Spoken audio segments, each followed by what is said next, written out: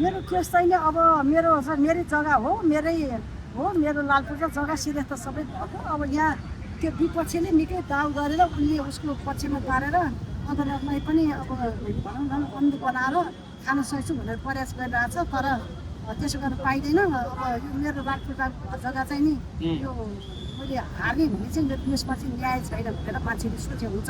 कतिवटा मुद्दा आउने तपाईँका?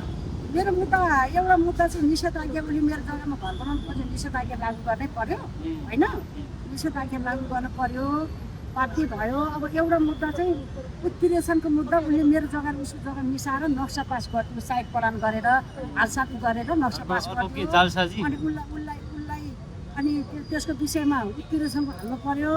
अनि अर्को एउटा मेरो जग्गा खिचलो गरिदियो, जग्गा खिचलोमा हाल्नु पर्यो। सबै जग्गाको त्यो एउटा जग्गाको 3टा मुद्दा बनाइदियो क्या त्यसले। कति वर्ष भयो अब यो मुद्दा यो लड्नु भएको? यो मुद्दा लडेको त मैले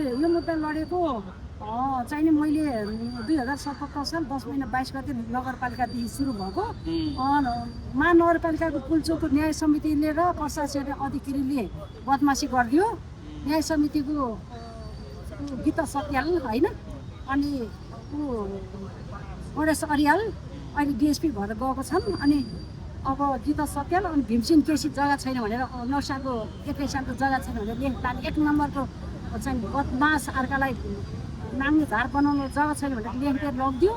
भीमसेन केसी, गीता सत्याल अनि प्रशासकीय अधिकारी गणेश अरियाल, न्याय समिति मान्छेहरू पुरै मिलेर नगरपालिकाबाट मुद्दा मलाई हराइदियो। त्यहाँबाट फेरि जिल्लामा आएँ, जिल्लामा अमिनहरू मिलेर नक्सा ज्याजी बनाएर अनि